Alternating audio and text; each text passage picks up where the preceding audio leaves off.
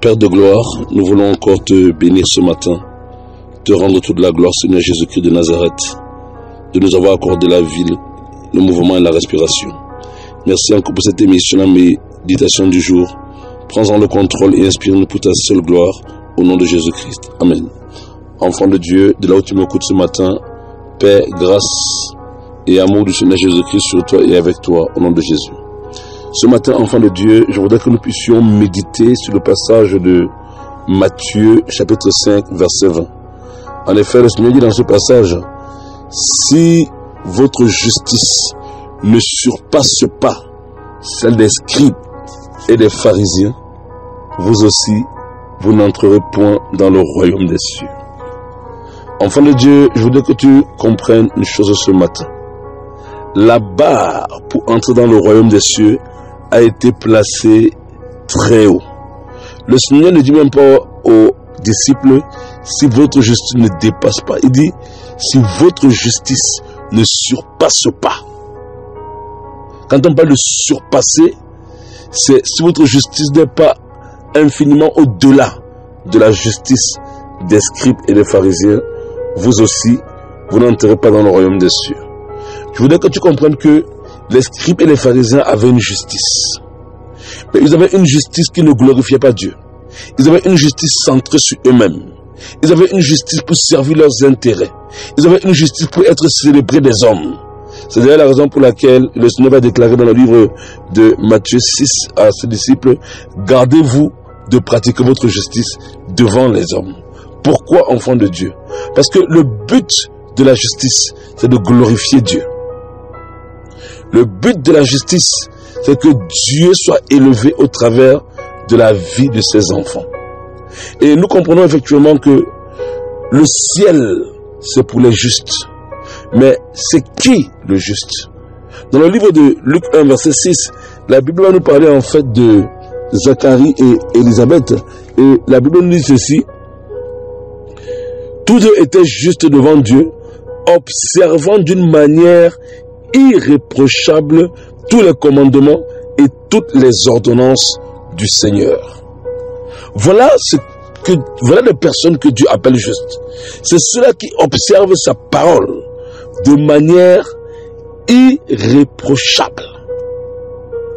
Irréprochable. C'est le témoignage en tout cas qui est rendu à Zacharie et Élisabeth de par leur justice. Qu'est-ce qu'ils démontraient, qu'est-ce qu'ils dénotaient qu'ils étaient un homme et une femme justes? C'est parce que la parole de Dieu leur donne ce témoignage. Ils observaient d'une manière irréprochable les commandements et les ordonnances du Seigneur Jésus-Christ. C'est cette irréprochabilité que Dieu attend de l'Église aujourd'hui. C'est pourquoi le Seigneur Jésus-Christ va dire, si votre justice ne surpasse celle des scribes et des pharisiens, vous n'entrerez pas dans le royaume des cieux. Ça veut dire que si la justice que vous pratiquez est une justice qui est réprochable, vous n'êtes pas digne de rentrer dans le royaume des cieux. Quelle est la justice que tu pratiques? Est-ce que la justice que tu pratiques est une justice que Dieu agrée?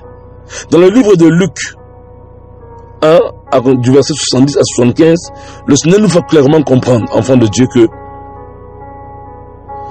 la raison pour laquelle il nous délivre, c'est afin que nous puissions pratiquer la sainteté et la justice tous les jours de notre vie.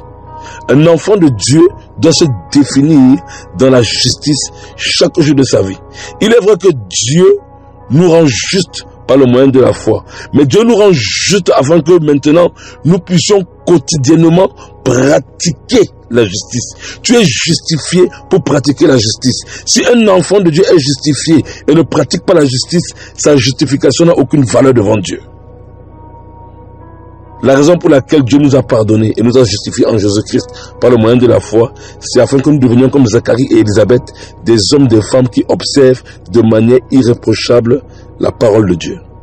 Vous savez, enfants de Dieu, bientôt le Seigneur Jésus-Christ revient. La justice de Dieu, elle s'applique d'abord dans le ciel. Rappelez-vous que Dieu est juste, parce que la Bible dit que son trône est fondé sur l'équité. Lorsque le diable a péché, Dieu est tellement juste que nous ne pouvons pas supporter le péché. Il a précipité le diable loin de sa présence. Et sachant aussi que si nous ne nous appliquons pas justement à vivre une vie qui soit juste devant Dieu. Sachez aussi que nous ne pourrons pas demeurer dans la présence de Dieu, ou nous serons même chassés de la sainte présence de Dieu. Quelle est la justice que ta vie a ce matin? Est-ce la justice de Dieu ou est-ce ta propre justice? Sache que tout homme qui est centré sur sa justice propre n'est pas digne d'entrer dans le royaume des cieux. Ta justice doit dépasser celle des religieux. Ta justice doit dépasser celle du monde. Il y a même des enfants dans ce monde, des enfants du monde qui sont encore plus justes dans leur façon de se comporter que les enfants de Dieu. Attention, enfants de Dieu. Alléluia. Observons, comme Zacharie et Élisabeth, d'une manière irréprochable, la parole, les ordonnances, les commandements de notre Dieu. C'est ça la véritable justice. Sois béni ce matin et que Dieu te fasse du bien. Au nom puissant de Jésus-Christ de Nazareth. Amen.